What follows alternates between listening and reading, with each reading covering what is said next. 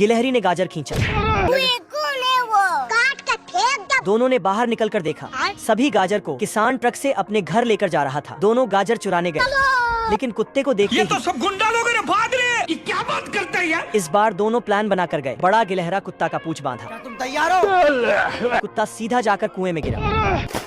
क्या रे भिख मंगिया? रोम रोम भाइयों। कुत्ता साइंस की किताब पढ़कर सोने लगा तो सालों ने आरी से और कुत्ते को ले जाकर नाले में छोड़ा। कुत्ते को लगा कि उसका दिमाग हिल चुका है, इसलिए ढेर सारा दवा खाकर अपने दिमाग की बत्ती जलाई।